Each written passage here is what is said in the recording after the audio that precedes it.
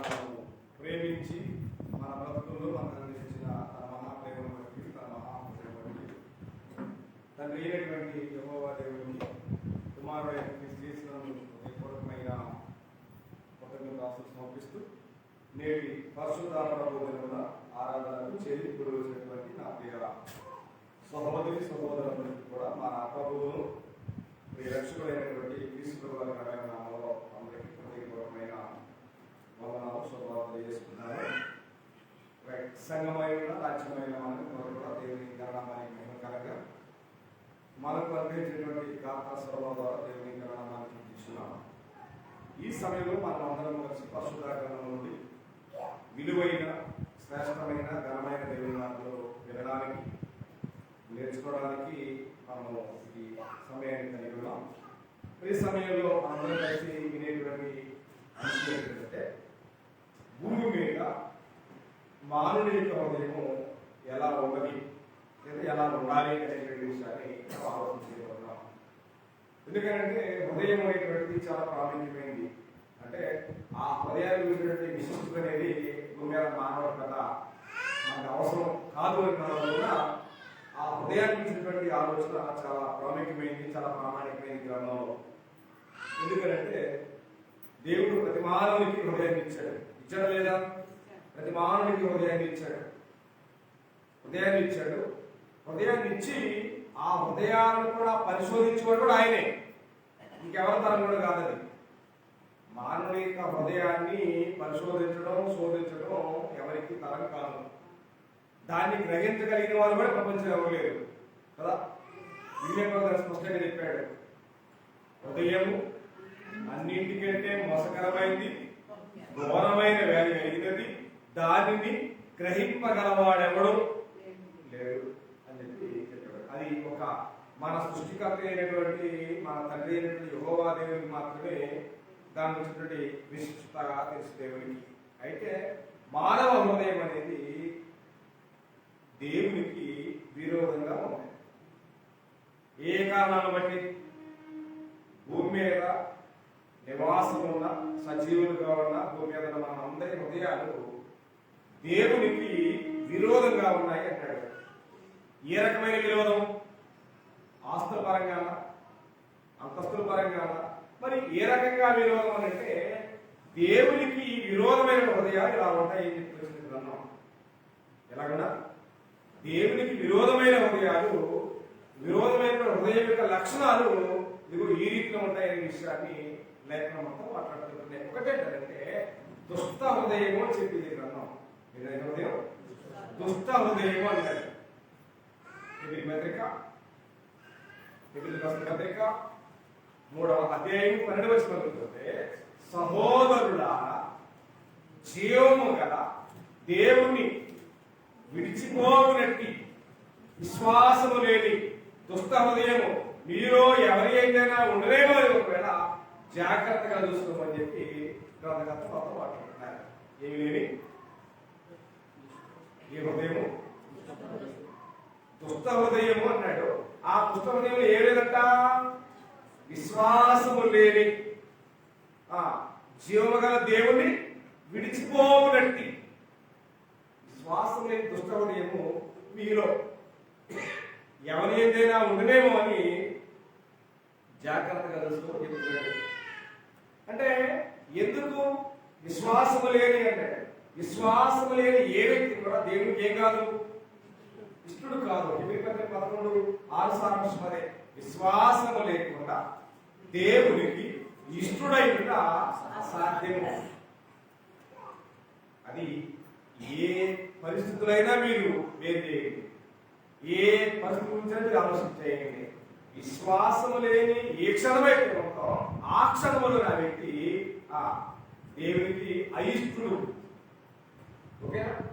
అంటే దేవుని విశ్వాసము లేని దేవుని విడిచిపోనట్టి అనే మాట మాట్లాడాడంటే దేవుని విడిచిపెట్టేది ఎవరు?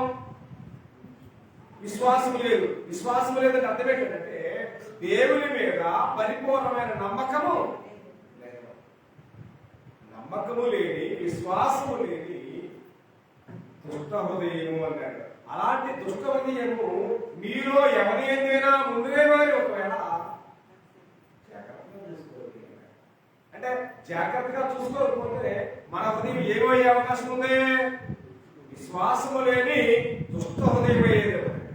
ఆ దుష్ట హృదయము దేవుని విడిచిపెడుతుంది అని చెప్పి మరి హృదయం వల్ల, ఆ దుష్ట హృదయం వల్ల, విశ్వాసం లేని హృదయం వల్ల, దేవుని విడిచిపెట్టిపోయేటువంటి హృదయాల వల్ల దేవునికి వేగం ఉండలేదు. కాబట్టి దుష్ట హృదయం అనేది దేవునికి విరోధమైనది.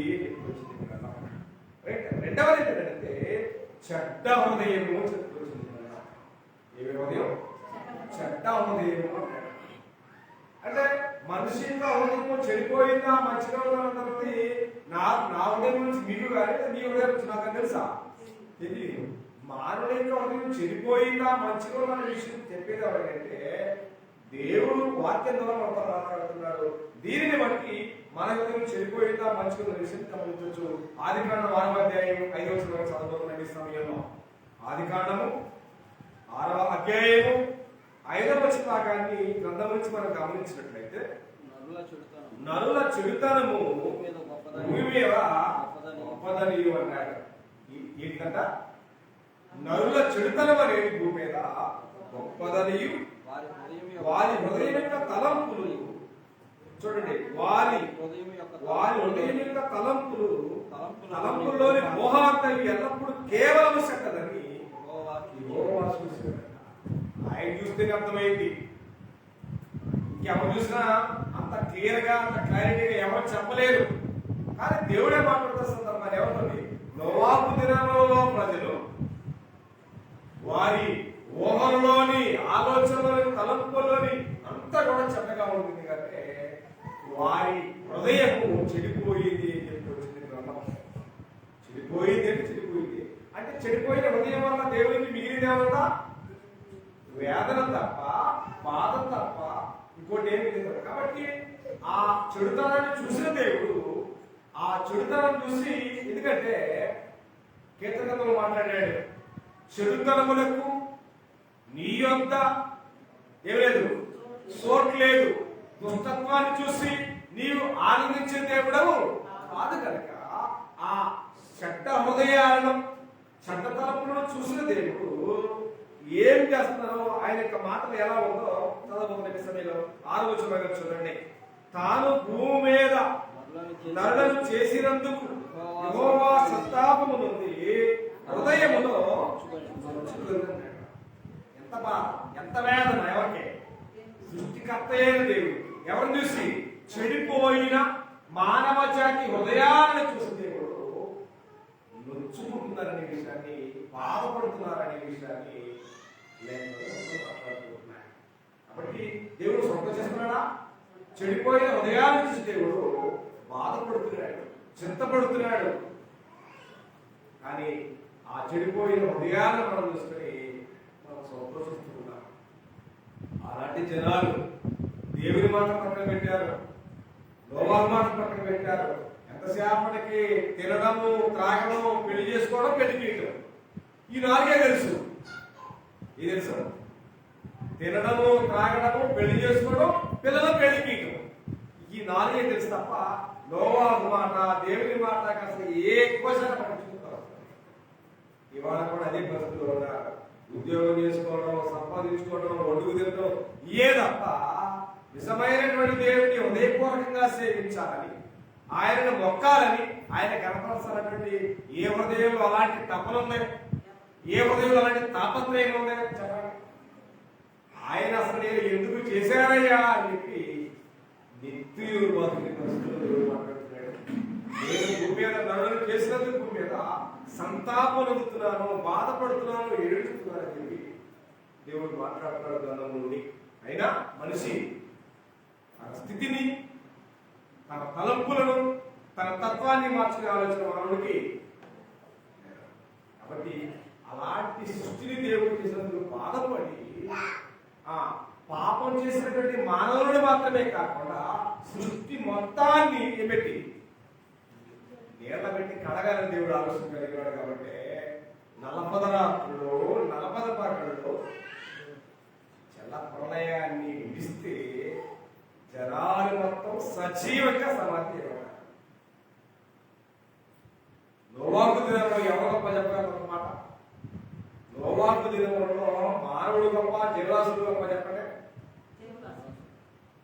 ఎట్లా? నోవాహు ఇంచుమించుగా 120 ఏళ్ళు, అంటే 120 సంవత్సరాలు ఒక పక్క కుటుంబాన్ని, ఒక పక్క ఓడని, ఒక పక్క జనాలకు స్వార్థని పాటిస్తున్నాడు. 3 పనులు ఎక్కేటైం చేస్తున్నాడు ఆయన. ఆయన నోరు ఎత్తి పాల్గొన్న నోవాహు మాట విని, అయ్యా నేను ఓడలో ప్రవేశిస్తానని మారు మనసు తిరిగి వచ్చినాడు ఎవడు లేడు అక్కడ. కానీ వాటికి నోరు లేదు కదా. సభలు పెట్ట, సమావేశాలు పెట్ట, కోర్టులకి వాయిదా పంప, నోటీసులు పంపడానికి ఏమి లేవు కదా. అయినా సరే సృష్టికర్త అయిన దేవుని మాటకు అవన్నీ కూడా ఎలా వచ్చాయి? అవి ఎలా వచ్చాయి? చెత్తల చెత్తగా వచ్చాయి.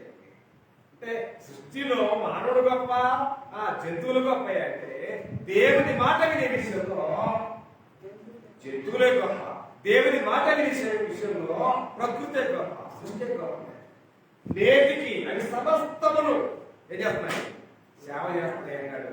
మానవుడు చేస్తున్నాడా? సేవ చేస్తున్నాడు. ఎవరు చేస్తున్నాడు? ఈ లోకానికి విరోధి అయినటువంటి వాడి సేవ చేస్తున్నాడు, వాడి గురించి చేస్తున్నాడు, వాడికి కట్టుబాటు బ్రతుకుతున్నాం మానవుడు. కానీ చెడ్డ హృదయాన్ని చూసి దేవుడు, నేను ఎందుకయ్యా వీళ్ళని తీసుకొచ్చాను లేదు. కానీ మన జీవితాల్లో కూడా చాలా మంది తల్లిదండ్రులు కుమారుడు యొక్క కుమార్తెల యొక్క జీవితం యొక్క పోకడలు చూసి వాళ్ళ బాధపడిన సందర్భాలను బట్టి అప్పప్ప ఎందుకు కన్నావా ఈ సంతానాన్ని, ఈ సర్ప సంతానాన్ని బాధపడే తల్లిదండ్రులకు మీద ఎంతమంది లేదు. ఒకళ్ళిద్దరిని భరించలేక మనం ఎందుకని బాధపడతా ఉంటాం. లక్షల వేల మంది ప్రపంచాన్ని ఎందుకు చేశారయ్యా అని చెప్పి దేవుడు తెలుసుకుంటున్నాడు. అర్థమేంటంటే వారి యొక్క చెడ్డ హృదయము, వారి యొక్క దుష్ట హృదయం అనే దేవుడికి విరోధమైన కారణంగా మీగో మీ హృదయాలు ఎలా ఉన్నాయి కనుక అవి నాకు నచ్చలేదు, అది నాకు ఇష్టం లేదు. కాబట్టి ఆ స్థితిని నా మనుగడ మీరు మార్చుకోవాలని చెప్పి దేవుడు మాట్లాడుతున్నా సరే మార్చుకొని మూర్ఖత్వమైనటువంటి హృదయాలు ఎన్ని భూమి దానికి. కాబట్టి మూడవది ఏంటంటే దేవుడికి ఇష్టం కాదు కాఠిన్యమైన హృదయం అన్నాడు. కాఠిన్యం అంటే అర్థమేంటి? కరగని, వినని, లోబడని, కొండరాళ్ళ కంటే బండరాళ్ళ కంటే కూడా గట్టిదైన హృదయం. పాత నిబంధనలు చూశాడు దేవుడు. పాత నిబంధనలు చూసి నేను మీకు రాతి గుండెను తీసి అన్నాడు. రాతి గుండె అంటే స్పర్శ లేని, విన్నా గ్రహించని, చూసినా గ్రహించని నాపరాళ్ళు కొండరాళ్ళ గుండెని తీసేసి మెత్తని మాంస హృదయాన్ని మీకు ఇస్తానన్నాడు. ఏమవుతుంది? మాంస హృదయం అయితే పరిస్థితులను చూసి జాలిపడి, కరిగిపోయి, లోబడి మాటను అంగీకరించేటువంటి ఆలోచన కాబట్టి రాతి గుండెను తీసివేసి మీరు మెత్తని మాంస హృదయాన్ని మీకు ఇస్తానని చెప్పి దేవుడు దివ్యగ్రంథంలో దేవుడు ప్రామిస్ చేశాడు. అయినా మన జీవితాల్లో మిగిలింది ఏంటంటే దుష్ట హృదయమే, మన జీవితాల్లో మిగిలింది ఏంటంటే చెడ్డ హృదయమే, మన జీవితాల్లో మిగిలింది ఏంటంటే హృదయ కాఠిన్యం అనే విషయాన్ని పూర్వ మాట్లాడుతున్నాడు. రాష్ట్ర పత్రిక 2వ అధ్యాయము 5వ భాగాన్ని మనం ఈ సమయంలో చదవబోతున్న పరిశుద్ధ గ్రంథం నుండి. రోమిలకు రాసిన పత్రిక 2వ అధ్యాయము 5వ భాగంలో ఈ మాట ఈ రీతిగా వ్రాయబడింది. పరిశుద్ధ గ్రంథంలో రోమిలకు రాసిన పత్రిక 2వ అధ్యాయము 5వ భాగాన్ని నీ కాఠిన్యమును మార్పు పొందని హృదయమును అనుసరించి అన్నాడు. కాఠిన్యం అంటే కఠినమైన, కరగని, స్పర్శలేని, గ్రహించని, గమనించని, తెలుసుకున్నటువంటి, మారు మనసు పొందినటువంటి హృదయము అది కాఠిన్యమైనది అని చెప్పుకొచ్చాడు. కఠినుడు ఉంటాడా? కఠినుడు మాట్లాడా? ప్రాముఖ్యంగా హృదయము, చెడ్డ హృదయము, కాఠిన్యంతో ఉన్నటువంటి హృదయాలు దేవునికి విరోధమైనవి, అవి దేవునికి నచ్చనివి అనే విషయాన్ని గ్రంథంలో బోధిస్తూ ఉంటే, మరి దేవునికి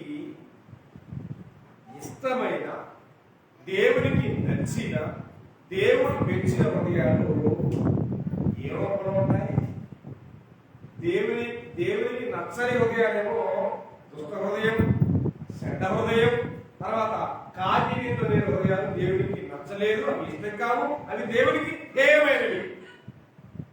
కానీ మరి దేవుడికి నచ్చిన, దేవుడికి మెచ్చిన, దేవుడు మెచ్చేవి, దేవుడికి ఇష్టమైన హృదయాల యొక్క ఆకారం ఎలా ఉంటుంది? ఆకారం ఎలా ఉంటుంది? గ్రంథాన్ని మనం గమనిస్తే కీర్తనల గ్రంథము 51వ అధ్యాయము చదవబోతున్న ఈ సమయంలో కీర్తనల గ్రంథము 51వ కీర్తన భాగాన్ని మనం గమనించినట్లయితే ఆయనకు ఇష్టమైనటువంటి హృదయము విరిగి నలిగిన హృదయం అనే విషయాన్ని గ్రంథం స్పష్టంగా బోధిస్తుంది. కీర్తనల గ్రంథము 51వ అధ్యాయం 15వ వచన భాగాన్ని, దేవా విరిగి నలిగిన హృదయమును నీవు అలక్ష్యము చేయవు అన్నాడు. అలక్ష్యం అంటే నిర్లక్ష్యము చేయవు, ఆ విషయంలో అశ్రద్ధగా ఉండవు, చాలా జాగ్రత్తగా వాటి గురించి లక్ష్య పెట్టేవాడు అన్నాడు. అంటే విరిగి నలిగిన హృదయము దేవునికి ఇష్టమైనది అంటే అర్థమేంటి? విరిగి నలగడం అంటే అర్థమేంటి? విరిగి నలిగేది మనం ఏం చెప్తాం? ఎముకలు నలుగుతాయి వాస్తవానికి. కానీ దేవుడు మనకేమిచ్చాడు? రాతి గుండెలు తీసివేసి మాంసపు గుండెలు మీకు ఇచ్చాడు అన్నాడు. మరి ఏమి వెలిగింది అక్కడ? ఏం నలిగింది అక్కడ? ఏం నలుగుతా? దేవుణ్ణి ఆశ్రయిస్తూ, దేవుణ్ణి వెంబడిస్తూ, విశ్వాసంతో దేవునికి ఇష్టమైన మన జీవితాల్లో మనకున్నటువంటి సమస్యల్లో, మనకున్నటువంటి ఇరువులు ఇబ్బందులు విషయాల్లో మన హృదయము నలిగిపోతుంది, కాగితంలా నలిగిపోతుంది, ఎముకలాగా పిండి అయిపోతున్నాయి. కాబట్టి దేవుని కొరకు, దేవుని మహిమ కొరకు ఈ భూమి మీద మన జీవితాల్లో హృదయాలు విరిగి నలిగినటువంటి మనస్సు, విరిగి నలిగిన హృదయం దేవునికి ఇష్టం కనుక అలాంటి హృదయ విషయం దేవుడు ఎక్కడ కూడా నిర్లక్ష్యం చేసే పరిస్థితి లేదు అనే విషయాన్ని లేఖనాలు స్పష్టంగా మనతో మాట్లాడుతుందని దేవుని పేరున అంతకంటే ప్రాముఖ్యం ఇవాళ అంతకంటే ప్రాముఖ్యంగా కావాల్సింది ఏంటంటే శుద్ధమైన హృదయం అంటే. శుద్ధమైన హృదయం ఎట్లా ఉంటుంది? తెల్లగా, తెల్ల సుక్కలకు తెలిసిపోతా. మానవ చూసింది అదే కదా. మానవుడిగా మనం చేసింది ఏంటంటే ఇవాళ ఆదివారం వచ్చింది కాబట్టి మనం తెల్లటి చీర కట్టుకొని, తెల్లటి ప్యాంట్ వేసుకొని, తెల్లటి చొక్క వేసుకొని పోతే శుద్ధమైంది అయిందా? అది భౌతిక సంబంధమైన ఫిలాసఫీ. దేవుడు చెప్పే ఫిలాసఫీ ఆత్మ సంబంధమైన ఫిలాసఫీ. కాబట్టి ఆ ఫిలాసఫీని దేవుడు దావీదు యొక్క మాటల ద్వారా మనతో మాట్లాడుతున్నాడు. ఏంటో ఒకసారి జ్ఞాపకం చేస్తారు. అదే అధ్యాయం చూడండి, 51వ అధ్యాయం చూడండి, 51వ అధ్యాయం 7వ వచనం కానీ, నేను పవిత్రుడనగునట్లు హిస్సోపుతో నా పాపమును పరిహరింపు, హిమము కంటే నేను తెల్లగా ఉన్నట్లు నన్ను కడుగుము. 10వ వచనం కానీ, దేవా నా యందు శుద్ధ హృదయము కలగజేయము, నా అంతరంగములో స్థిరమైన మనస్సును నూతనముగా పుట్టించు. రాజైన దావీదు ఏ సందర్భంలో ఇలాంటి ప్రస్తావన చేస్తున్నారు? ఇలాంటి ప్రస్తావన తన నోట నుండి, తన మనసులో నుంచి వచ్చిందంటే దీనికి కారణం ఎవరు? దావీదు యొక్క మనసులో ఉన్న ఈ మాటలు మాట్లాడుతుంటే ఈ మాటలు వెళుతున్న వ్యక్తి ఎవరండి? దావీదు నా జీవితంలో నా బతుకుల పాపాన్ని మొత్తాన్ని పరిగణించు, నా పాపాన్ని తెల్లటి హిమము కంటే కూడా మార్చు, నా పాపాలను కడిగివేయి, నా హృదయంలో శుద్ధ హృదయం కలిగేసి నా అంతరంగంలో నూతనమైన మనసు పుట్టించని రాజైన దావీదు పశ్చాత్తాపంతో రియలైజ్ అయి మాట్లాడుతున్న మాటలో ఈ మాటలు కనుకున్న వ్యక్తి ఎవరు? ఎగ్జాక్ట్గా రేపు నాతాను ప్రవక్త చెప్పలేకపోతే దేవుడు నాతాను ప్రవక్త బయలుపరిచాడు. నాతాను ప్రవక్త ఈ రాజు కదా, ఈయనేమైనా చేయగలడు కదా అని చెప్పి భయపడి పిరికి పంటల్లాగా నాతన ప్రవక్త దాక్పాల. ఎవరిలాగా? ఒక ప్రవక్త చెప్పమని చెప్పిన మాటలను విడిచిపెట్టి, చెప్పే దేశాలను వదిలిపెట్టి అప్స్కార్డ్ who is prophet in the Bible ఎవరైనా? యోనా ప్రవక్తని నినేవే పట్టణానికి వెళ్ళి స్వార్థ ప్రకటించు అని చెప్పి దేవుడు అతనికి చెప్పాడు. అతను ఏమనుకున్నాడంటే, ఎలాగైనా సాగు తప్పదు, వెళ్ళిన తప్పదు, ఎల్లకపోయిన తప్పదని చెప్పి నోవాహుకి టికెట్ తీసుకోమంటే తర్షీషుకు టికెట్ తీసుకుని అడుగుబాగా తగ్గుతున్నాడు. అయిందా? అవతం. నీకు అప్పగించబడిన పని ఏ విధానమైనా చేయించగలిగిన సమర్థుడైన దేవుడు అనే విషయాన్ని మనం మర్చిపోకూడదండి. నిజంగా వాస్తవానికి సందర్భం విజ్ఞాపకం చేస్తా. నిజంగా దేవునికి అసాధ్యమైనది ఏమైనా ఉందా? అబ్రహాం గురించి బాప్తిస్మ యోహాను చూశాడా? కానీ బాప్తిస్మ యోహాను అబ్రహాం గురించి మాట మాట్లాడాడు, చాలా గురించి మాట్లాడాడు. తెలుసా గురించి? దేవునికి సమస్తము అసాధ్యమైనవే అనేటువంటి దాని విషయంలో బాప్తిస్మ యోహాను మాట మాట్లాడాడు. సారా గురించి, అబ్రహాం గురించి. ఈ రాళ్ల వల్ల అబ్రహామునికి కుమారుడు కలుగునని అంటాడు. అబ్రహామునికి సంతానం కావాలని శారయ్య అవసరం లేదంట. కానీ అక్కడ ఒక ప్రత్యేకత ఉంది. ఆ ప్రత్యేకత లాజిక్ మిస్ అవ్వకుండా దేవుడు సారాన్ని ఏర్పడించిందని చెప్పగలిగారు. నిజంగా దేవుడికి అసాధ్యమైనది ఏమీ లేదు కదా వాస్తవానికి. నిజంగా దేవుడు సమర్థించగలిగితే, రాజుకి ఆజ్ఞ ఇస్తే అబ్రహాముకి ఇసాకు ఉండడం సమస్య కాదు. కానీ దీని అనేటువంటి గొప్ప సంగతి మిస్ అవ్వకుండా దేవుడు సారా ఏర్పాటు చేశాడు. ఏంట సంగతి చెప్తారా?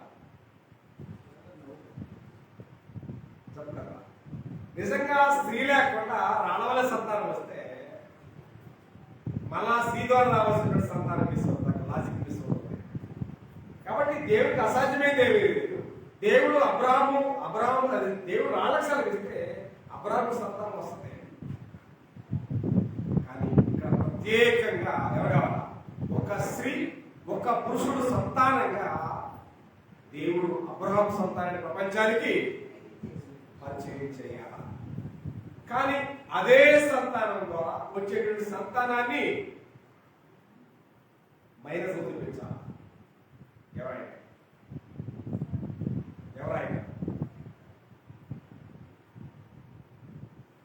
ఎవరైనా యేసు ప్రభు. ఇక్కడ ప్లస్ మైనస్ చూపించాలా, అక్కడ మైనస్ చూపించాలా? కాబట్టి కాలం పరిపూర్ణమైనప్పుడు దేవుడు తన కుమారుని ఆయన ఎవరైనా స్త్రీ ఎందు పుట్టి ఎవరు లేరక్క, పురుషుని ప్రమేయం లేదు. మైనస్ ప్లస్ అంటూ నాకు అటాచ్. కానీ అక్కడ అబ్రహాం సంతానానికి ఏముంది? చాలా అవసరమైంది. ఇద్దరు సాంగత్యం అవసరమైంది. తద్వారా అబ్రహాం ద్వారా కుమారుడు ఇస్సాకు అవసరం అవుతుంది.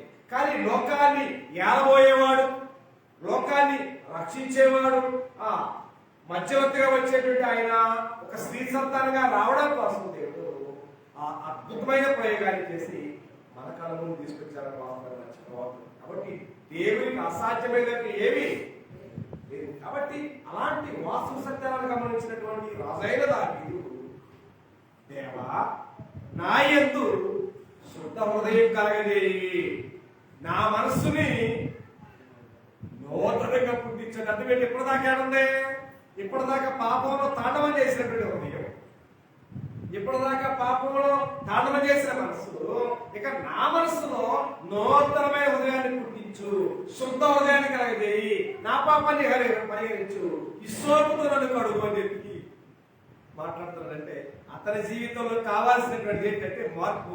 ఆ మార్పు దేవుడు చూడగలిగాడు. ఇవాళ మన జీవితాల్లో దేవుడు కోరుకున్న మార్పు కనబడుతుందా? ఇది నెవర్ సీ. ఆయన చూడలేకపోతున్నాడు. ఎందుకంటే మన హృదయాలు కఠినమైనటువంటి కాటి మీద నింపబడ్డాయి. కాబట్టి ఎంత చెబుతున్నా చెప్తున్నా వినని, ఎంత చెప్తున్నా మానవుడి జీవితాల్లో భూమి మీద మన జీవితాల విషయాన్ని మర్చిపోవద్దు.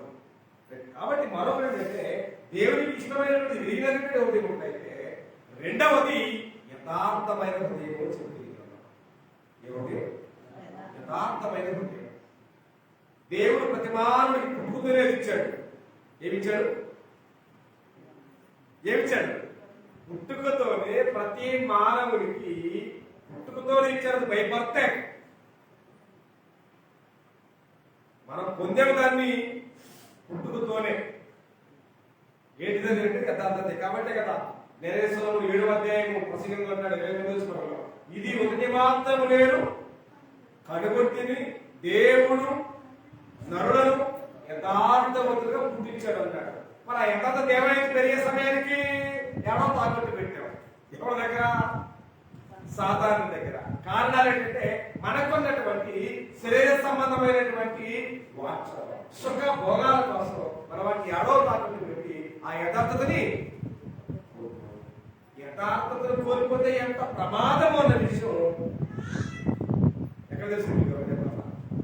యథార్థతను కోల్పోతే ఎంత ప్రమాదం అన్న విషయం ఎక్కడ అర్థమైంది? యోబు జీవితంలో ఆ దేశం అంటే అలాంటి యథార్థవంతుడు లేడు. అలాంటి యథార్థవంతుడు చూసి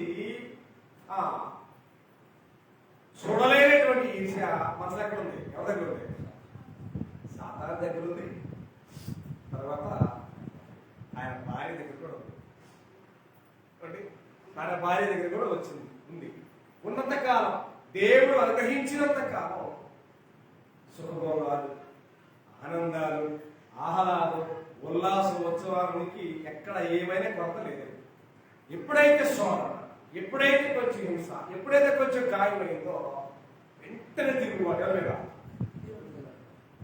అంటే పెడితే పెట్టుకోవాలి, అది సావనం అనేది మానవ నైజం. కాబట్టి యోబు భార్య అవన్నీ చూసి ఎందుకయ్యా నీ జీవితం అవసరం అంటావా? ఏం అవసరం లేదు. ఏమంటుంది? నీ యథార్థతని విడిచిపెట్టు, అంటే తాకంటే పెట్టు, తల్లి తమ్మేయి, దేవుడిని దూషించు అని చెప్పి ఆయన ఆమె అన్న మాటకి ఏమన్నాడు ఆయన? నీవు మూర్ఖురాలు మాట్లాడినట్టు మాట్లాడుతున్నారు అన్నాడు. మూర్ఖుడితో చాలా ప్రమాదం. ఓకేనా? ఈ భూమి మీద పిల్లలను కని వచ్చేటువంటి విషయంలో మంచి బలవంతమైన చెప్పగలరా? పిల్లలను కని వస్తున్నటువంటి ఎలుగుబంటిని ఎదుర్కోవచ్చట, కానీ మూర్ఖుడు మాత్రం ఎదుర్కోలేమట. నేనేశ్వరుడు ఎదుర్కొచ్చాడు. కాబట్టి యోబు భక్తుడు మాట్లాడుతున్నాడు, నీవు దేవుని దూషించి మరణముఖమని పలుకుతున్నావే, యథార్థతని విడిచిపెట్టమని చెప్పావే, నీవు మూర్ఖుల మాట మాట్లాడుతున్నావు. ఎంతకాలం దేవుడు ఇచ్చాడు, సుఖంగా ఇచ్చావు, చేసావా? దేవుడే ఇచ్చాడు, దేవుడు తీసుకున్నాడు, దేవుడు ఇస్తాడు. ఎప్పుడు? దేవుడు కోరుకున్న యథార్థ హృదయం నీదైతే, నాదైతే, మనదైతే మనకు ఏమి తక్కువ కాదు. దేవుడు కోరుకున్న యథార్థత ఎప్పుడైతే మన దగ్గర మైనస్ అవుతుందో మనం అల్టిమేట్ గా ఆటోమేటిక్ గా ఫ్లాట్ కూడా కాస్తాం.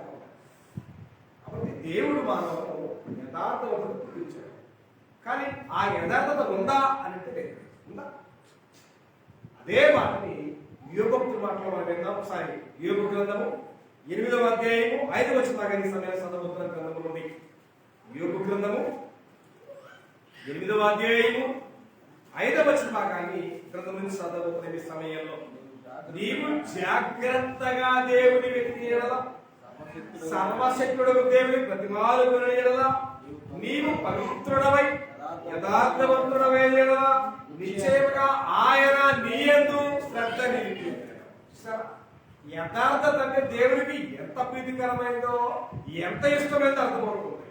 నీవు పవిత్రుడవై యథార్థవంతుడవై ఎడల ఆయన నీ యందు శ్రద్ధ నిలిపి నీ నీతికి తగినట్లుగా నీ నివాసాలను వృద్ధులు చేయు. అప్పుడు నీ స్థితి మొదట కొద్దిగా తొలగ మహావృద్ధి అన్నాడు. ఎప్పుడు? యథార్థత అనేటువంటి కంటెంట్ మన హృదయంలో ఉన్నప్పుడు మనకు అన్ని ఆశీర్వాదాలు అన్ని దీవెనలే. అందుకోసమే నేను వేసినటువంటి అడుగులలో ఎడబడ్డాయన్నాడు. దేవుడు అంటాడు నేను వేసిన అడుగులేలా నీతిలో పడ్డాయన్నాడు, పనులో పడ్డాయని. కానీ నిజంగా మనం వేసే అడుగులు కానీ, మనం చేసే పనులు కానీ, మనం చేసేటువంటి నిర్ణయాల ఆలోచన కానీ అవి సమర్థవంతంగా దీవెనకరంగా మలచబడాలి అంటే మన హృదయం ఎలా ఉండాలంటే యథార్థంగా ఉండాలా, పవిత్రంగా ఉండాలా. పైకి పవిత్రంగా ఉండి పైకి యథార్థంగా ఉండి లోపల కల్మషాన్ని కుట్రాలు ఈసులు పెట్టుకోగలిగితే ఒకవేళ మీరు పెట్టుకున్న నేను పెట్టుకున్నవి మనకి కనబడతాయా? దేవుడికి కనబడతాయా? ఈ భూమి మీద దేవుడికి కనబడ రహస్యం ఏదైనా ఉందా అంటే లేదు. అది హృదయం అవ్వచ్చు, ఇంకోటి అవ్వచ్చు. కాబట్టి ఈ భూమి మీద దేవుడికి కనబడినటువంటి ఏది కూడా లేదు.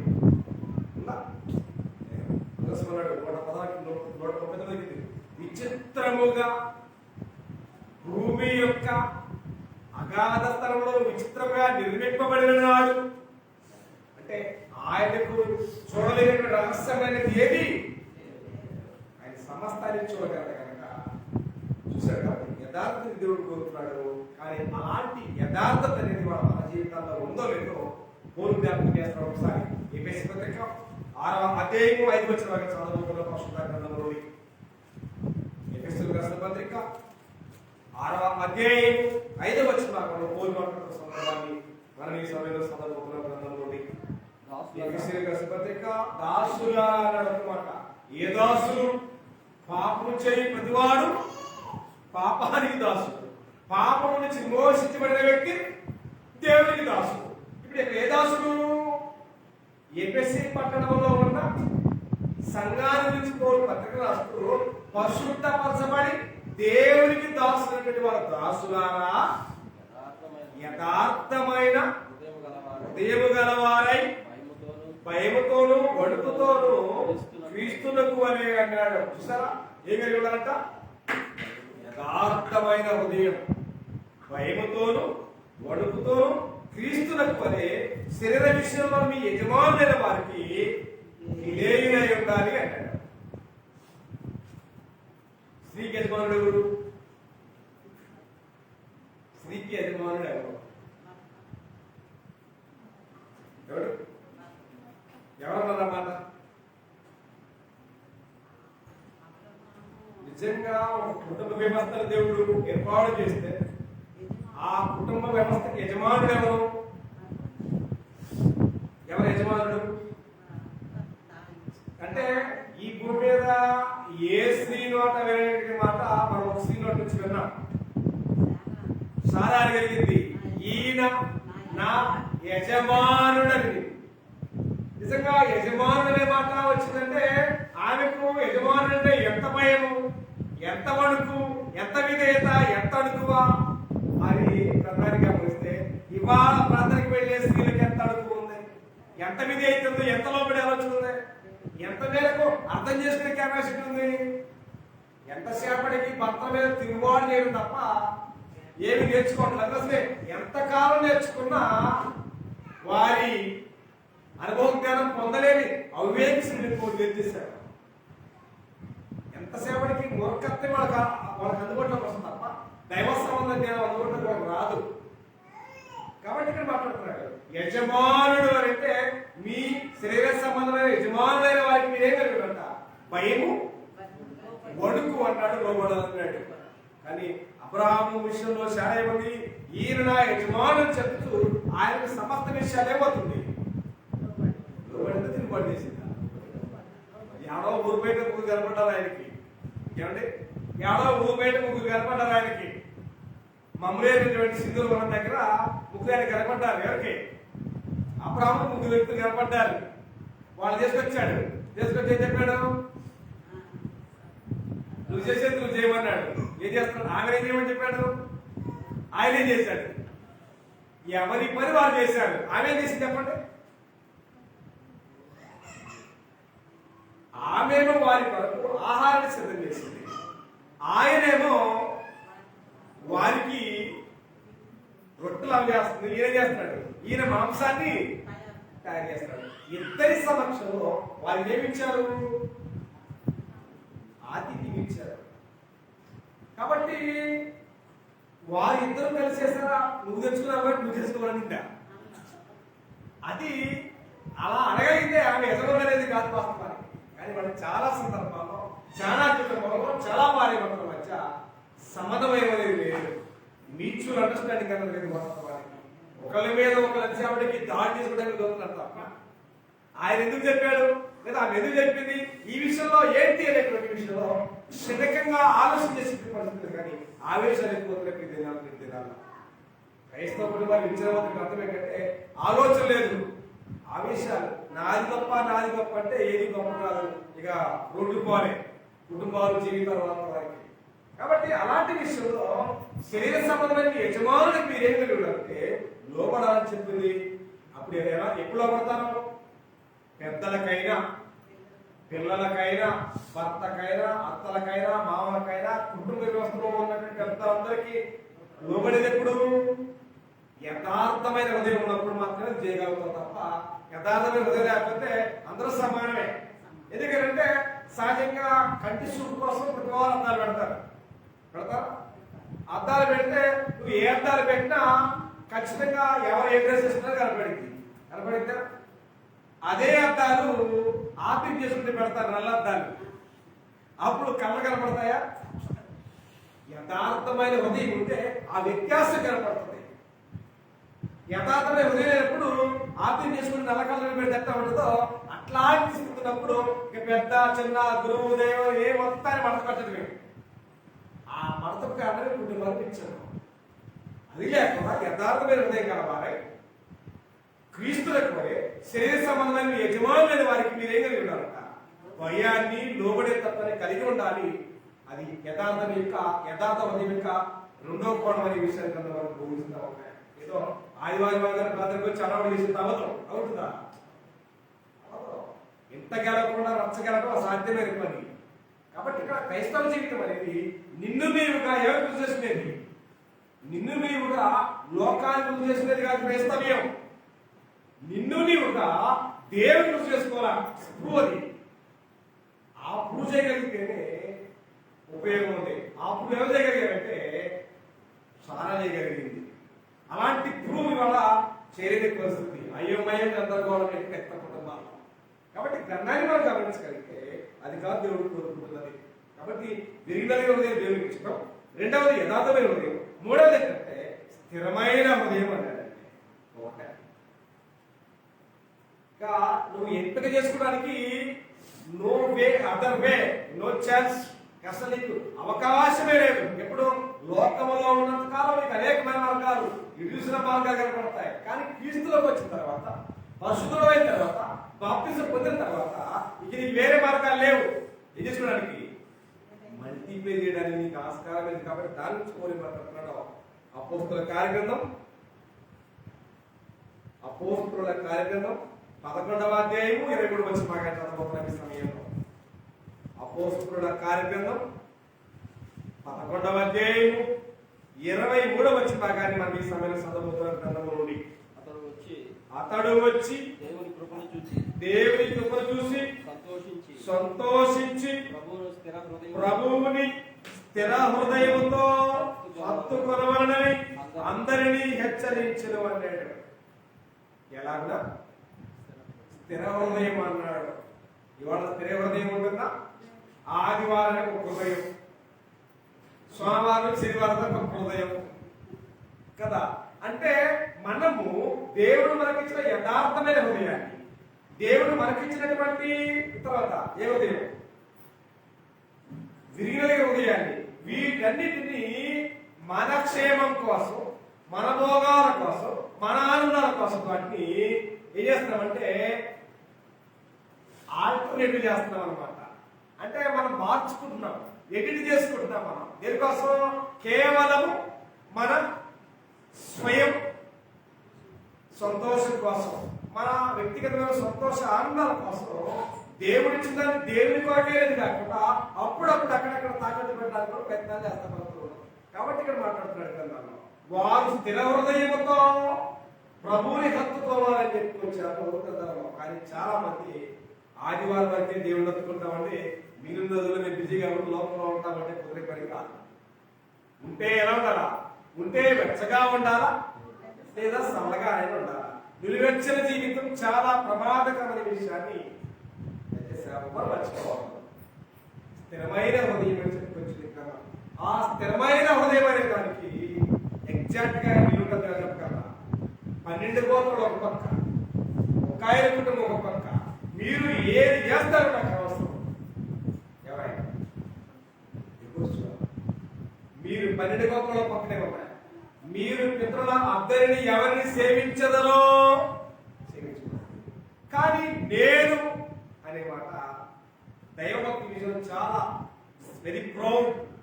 కానీ ఇది లేదేవా? భక్తి అనేది వ్యక్తిగతమైంది. భక్తి అనేది వ్యక్తిగతమైంది.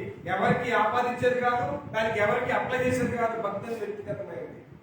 కాబట్టి ఏ భక్తి పట్టాడు? నీ భక్తి నీకు ఏం పుట్టింది? ధైర్యము పుట్టింపదా అంటాడు. అంటే నిజంగా భక్తుడు కాలేదు అంటే నీ దగ్గరే ఉంటుంది.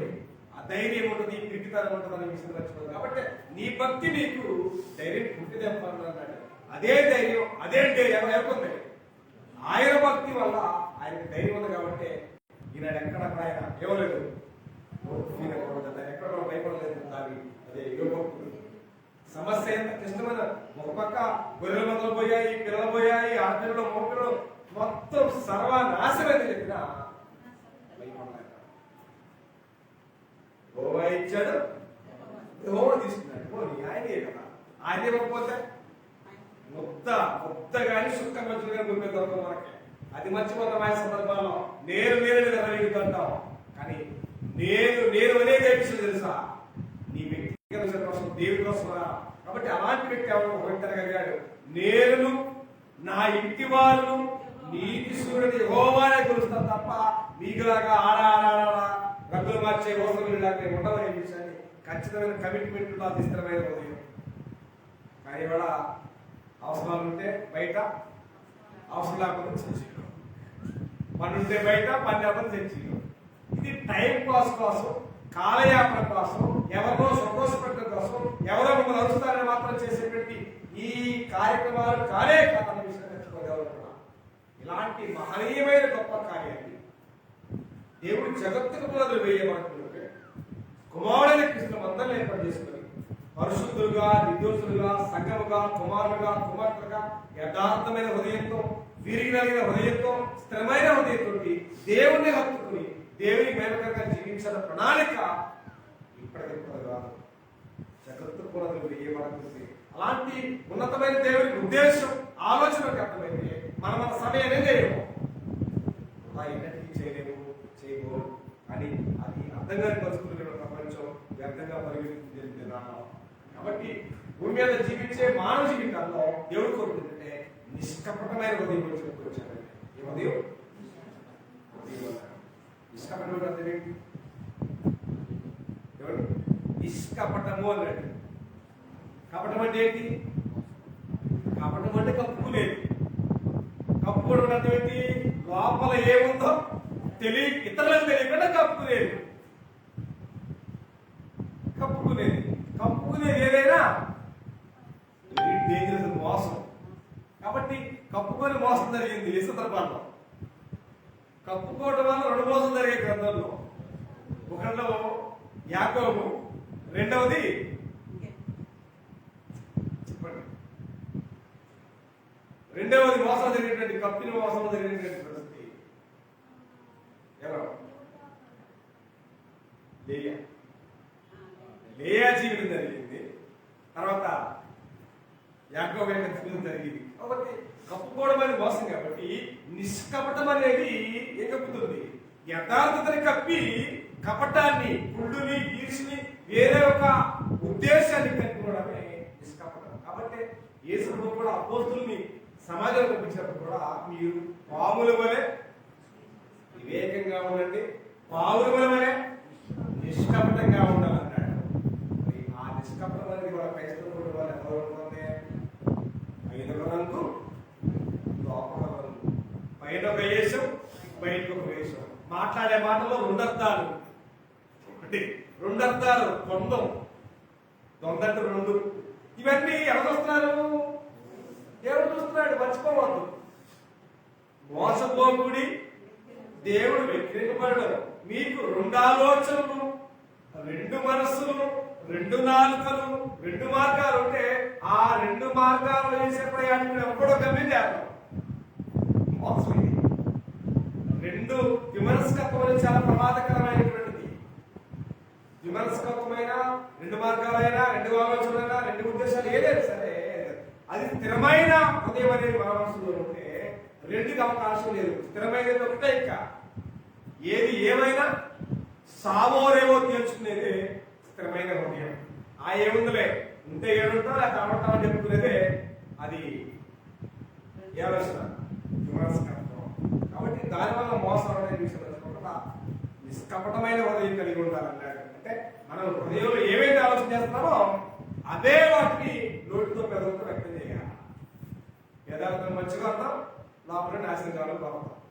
ఇది మహానది యొక్క సహజ లక్షణం. దీన్నే నిష్కపటము అంటారు. నిష్కపటం అంటే కపటము లేకుండా ఉన్నది ఉన్నట్టుగా ముక్కుసుడిగా మాట్లాడగలిగేదే నిష్కపటమైనది. అలాంటి ఆలోచన ఇంతవరకు తెచ్చుకుండాలనేది దేవుని యొక్క ఆలోచన, ఆకాంక్ష దేవుని పిల్లలు. అందుకని ప్రాముఖ్యంలో గ్రంథాన్ని గమనించినట్లయితే దేవుని ఎరిగే ఉదయం కావాలంటున్నారు. ఇవాళ లోకంలో క్రైస్తవులందరూ దేవుణ్ణి ఎరగడానికి వాడేటువంటి ఒకే ఒక అవయవం చెప్పండి. ఒకే ఒక్క అవయవం, ఒకే ఒక్క అవయవం మాత్రమే దేవుడిని ఎరిగినట్టు ఉంటుంది. ఏంటి అవయవం చెప్పండి? ఎగ్జాక్ట్ గా లిప్స్, పెదాలు. పెదాలలో ఉందంటే ఏళ్ళేదది హృదయంలో లేదు. హృదయంలో ఉందంటే హృదయంలో ఉంది. హృదయంలో ఉండి పెదాలతో పలికితే చాలా శాస్త్రమైనది. కానీ ఇక్కడ హృదయంలో లేకుండా పెదాలతో మాట్లాడితే ఉపయోగం. కాబట్టి కదా ఈ ప్రజలు తమ పెదవులతో నన్ను కనపరుచున్నారు, కానీ వారి హృదయం నాకు దూరంగా ఉంచారు. నన్ను పెదలేవో నాకు దగ్గర చేశారు, హృదయాన్ని నాకు దూరంగా చేశారు. హృదయమే ఊరు బయట, హృదయాన్ని ఊరు బయట, పెదలేమో చర్చి. ఎంతవరకు అది దీవెన, ఎంతవరకు అది ఆశీర్వాదం. యెహోవా కార్యాన్ని అశ్రద్ధగా చేసేవాడు ఏ మూట కట్టుకుంటాడు? శాపాన్ని మూట కట్టుకునేది. దేవుని లేఖనాన్ని ఎరగకుండా మనం ఏదో చేస్తున్నామని అడావుడి చేస్తే మన మీదకి వచ్చేది ఆశీర్వాదం కంటే ఎక్కువ వచ్చేది శాపం. చేయకపోయిన ఇబ్బంది లేదు. కాబట్టి బుద్ధిపూర్వకంగా, అనుభవపూర్వకంగా ఈ మార్గాన్ని తెలుసుకోకుండా మేలన్నాడు పేతురు. నిజమైన సత్యాన్ని తెలుసుకొని బాప్తిజం పొందిన తర్వాత పాపాలు ఈ సందర్భాల గురించి మాట్లాడుతూ ఈ అనుభవం ఈ మార్గాన్ని తెలియకుండానే మేలన్నాడు. తెలుసుకోకుండా ఇబ్బంది లేదు. తెలుసుకున్న తర్వాత నువ్వు స్థిర హృదయాన్ని పెట్టి అటు ఇటు మల్టిప్లై చేయడానికి నీకు అవకాశం నీవు కానీ నా కానీ ఎప్పటికీ లేదని విషయం మర్చిపోవద్దు. ఎందుకంటే ఈ ఆయన ప్రతి సంగతిని చూస్తున్నాడు, ప్రతి సంగతిని పరిశీలన చేస్తుంది. కాబట్టి మనం దేవుడితో ఏమాడద్దు, మనుషులతో గేమ్లు ఆడుతూ ఉంటామే, అలాగే దేవుడితో గేమ్లు ఆడద్దు. ఆయన ఆడిస్తే మా వాళ్ళు మీద ఏ జీవితమైన శాశ్వతంగా కాబట్టి దేవుని కదా ఈ మీద జీవించే ప్రతి మానవ హృదయము విరిగిన హృదయం కావాలి, యథార్థమైన హృదయం కావాలి, నిష్కపటమైన హృదయం కావాలి, స్థిరమైన హృదయం కావాలి, తర్వాత దేవుని ఎరిగే హృదయం కావాలి. కానీ ఇవాళ ఇక్కడ సోదావన్న ఛానలే ఒక్కసారి 24వ అధ్యాయము 7వ భాగంలో ఇర్మియా పంపుతో దేవుడు ఏం మాట్లాడుతున్న చదవబోతున్న మనకి సమయంలో ఇర్మియా గ్రంథము 24వ అధ్యాయము 7వ భాగాన్ని, ఇర్మియా గ్రంథము 24వ అధ్యాయము 7వ భాగాన్ని. వారు పూర్ణ మనసుతో నా యుద్ధకు తిరిగి రాగా వారు నా జనుల రొట్లు, నేను వారి దేవుడు రొట్లు, నేను యెహోవాని నన్నెరుగు హృదయము వారికి ఇచ్చేదను అన్నాడు. వారికి ఇవ్వాలంటే మీరేం చేయాలా? ఆయన దగ్గర రావాలా. ఎలా రావాలా? విరిగిన హృదయంతో రావాలా, శుద్ధ హృదయంతో రావాలా, స్థిరమైన హృదయంతో రావాలా, నిష్కపటమైన హృదయంతో వస్తే ఏమిస్తాడు? ఆయన ఎరిగేటువంటి జ్ఞాన హృదయాన్ని దేవుడు ప్రసాదిస్తాడు. మీరు వచ్చే ఆలోచన ఒకటి, అదే సల్లకొచ్చి ముందు దాస్తానన్న సామెత ఉంది. ఇవాళ లాంటి పరిస్థితులు ఉన్న క్రైస్తవ్యం వచ్చేదేమో భౌతిక సంబంధమైన ఆశలు కోరికలు తీర్చుకోవడానికి సిద్ధులకు వస్తారు. ఆయన ఇంటర్నెట్ ఎందుకు ఇస్తాడు? నువ్వు వచ్చిన ఉద్దేశం వేరు కదా, ఆయన రమ్మన్న ఉద్దేశం వేరు. కాబట్టే కదా యెషయా గ్రంథం 1వ అధ్యాయంలో అన్నాడు, మీరు నా సన్నిధిని కనపడమని మీరు వచ్చుస్తున్నారే. ఇది ఎగ్జిబిషన్ కాదుగా, ఇది సండే మార్కెట్ కాదు కదా రావడానికి. దానికోసం దేవుడు నిర్ణయించాడు కదా, మీరు నా సన్నిధిని కనపడటానికే వస్తున్నారని అర్థం ఏంటంటే ఇది ఫ్యాషన్ షో కాదు, ఇది లోకంలో ఉన్నట్టుగా ఇది ఒక ఎంటర్టైన్మెంట్ ప్రోగ్రామ్ కాదు. నా సన్నిధికి మిమ్మును రమ్మన్నవాడెవడో ఆయన రమ్మన్న ఉద్దేశంతో వస్తేనే నీకు సర్వం సమృద్ధిగా ఇస్తాడు. కానీ ఆయన ఉద్దేశం ఒకలాగా మీరు వచ్చే ఉద్దేశం ఒకలాగుంటే ఏమవట్లేదు, ఉద్దేశాలు మ్యాచ్ అవ్వట్లేదు, నాట్ మ్యాచ్ కావట్లేదు కనుక బయట పెట్టేశారు. రమ్మన్నవాడేవాడు అసలు ఎవరు రమ్మన్నాడు? మిమ్మల్ని రమ్మనంట కదా, చేతకనప్పుడు ఎవరేమన్నాడని మనం అంటారే. అలాగే దేవుడి సరికి వచ్చేటువంటి దేవుని భక్తులు కూడా దేవుడు ఎవరమ్మన్నాడు? కనపడాలని లెక్క కోసం మీరు వస్తున్నారు.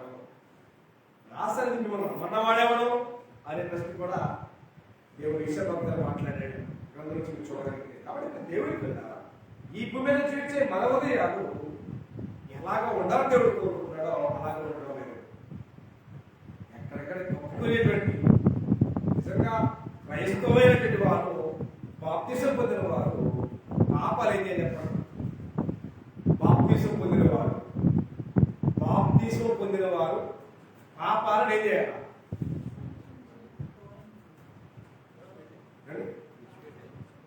బాప్తిసం పొందిన వారు పాపాలను ఏం చేయాలి?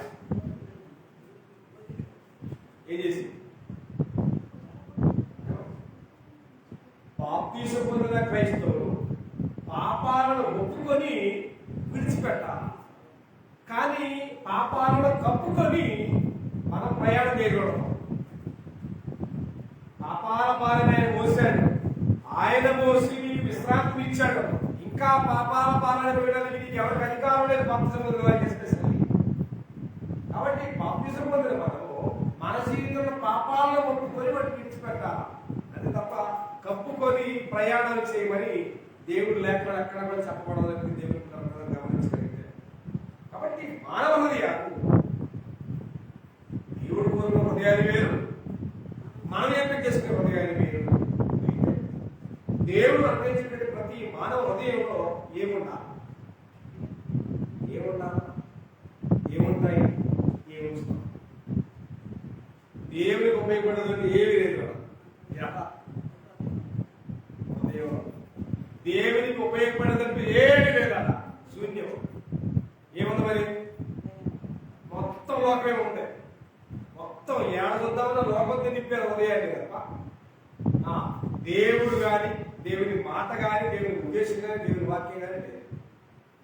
ఏముండాలి వాస్తవానికి?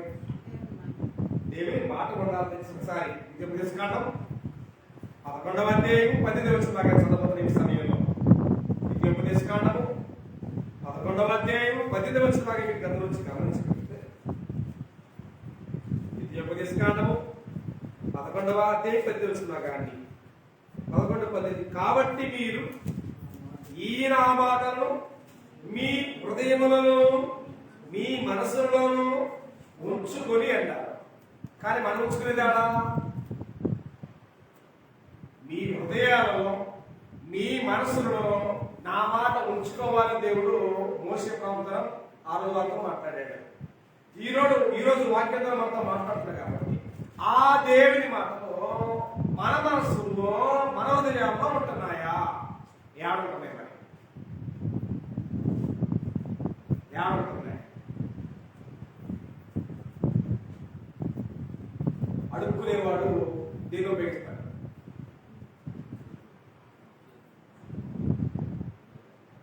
అడుక్కోవడానికి వచ్చేవాడు ఏం ఉపయోగిస్తాడు? ఏం ఆయుధాలు ఉపయోగిస్తాడు?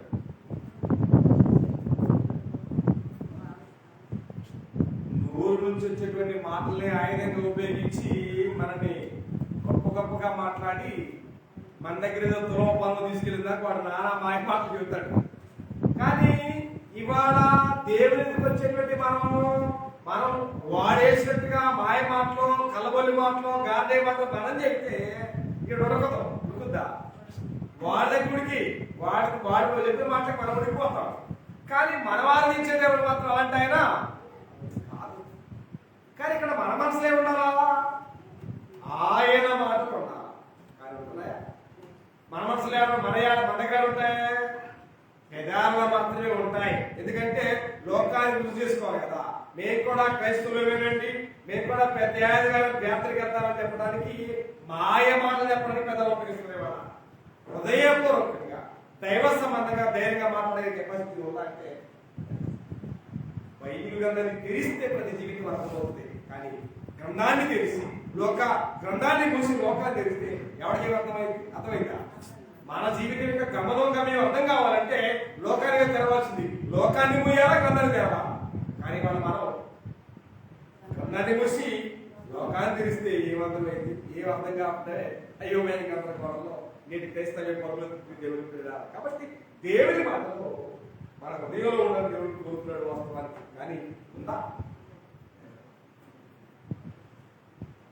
దేవుని మాటలో ఏమన్నది ప్రపంచానికి అర్థం అవుతుందా? నేను చాలా సందర్భాలు చెప్పాను.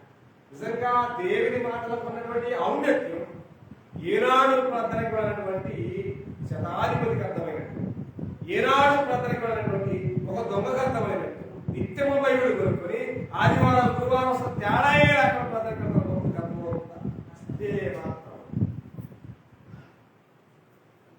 ఆత్మ సంబంధమైన గుడ్డోళ్ళు ఎవరైతే క్రైస్తవులే ఏముందో తెలియదు దాంట్లో, కానీ మోస్తారు, దాన్ని కొడతారు. ఎందుకు? ఏమి చూడరు. కాబట్టి మానవ హృదయంలో ఉండాల్సింది దేవుని మాట. ఎందుకని? దేవుని మాటలో మన దగ్గర ఉన్నప్పుడు మనం పవిత్రంగా ఉండగలం. అది చెప్పుకొచ్చాడు 119 కీర్తన మాటలో 11 వచ్చి పాడాడు. నీ ఎదుట ఎవరుట తండ్రి అయిన యెహోవా దేవుని ఎదుట పాపం చేయకూడదు నా హృదయంలో నీ వాక్యం ఉంచాడు.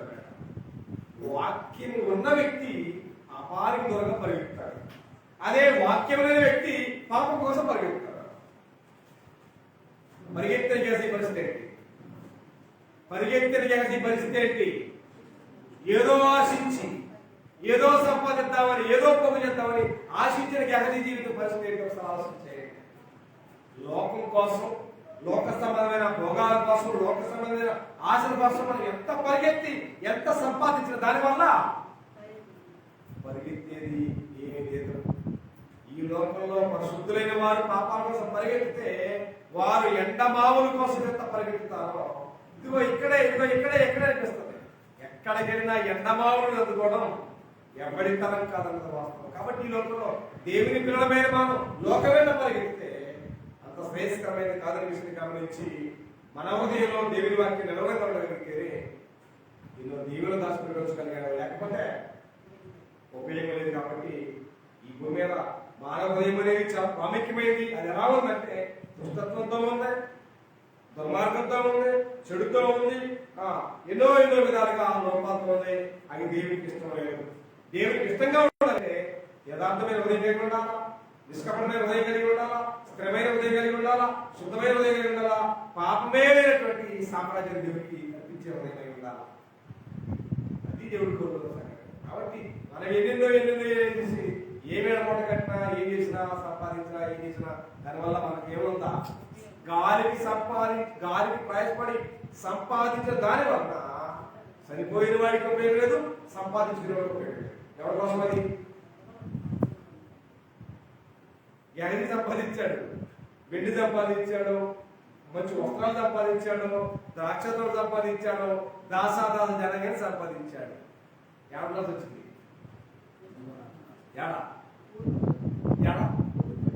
ఊరి బయట పాలెంలో ఉంటారు. కారణం ఏంటి? వృత్తి రోగంతో ఉన్న ఏ వ్యక్తి ఊరికి బయట పాలెంలో ఉండాలి. ఎందుకు? పరిగెత్తాడు కదా. పరిగెత్తిన దానికి వచ్చిన బహుమానం పుష్టి. మనం కూడా పాపం కోసం పరిగెత్తే వచ్చే బహుమానం నిత్య నరకం, అగ్నిగుండం. కాబట్టి స్థిరమైన హృదయం కలిగి నేను నేను నీ సాక్షిగా ఉంటాను, నీ కుమార్తెగా ఉంటాను, నీ కుమారుడిగా ఉంటాను, మరణ పర్యంతం కూడా నమ్మకంగా ఉంటానని ప్రమాణం చేసిన బాప్తిసం పొందిన తర్వాత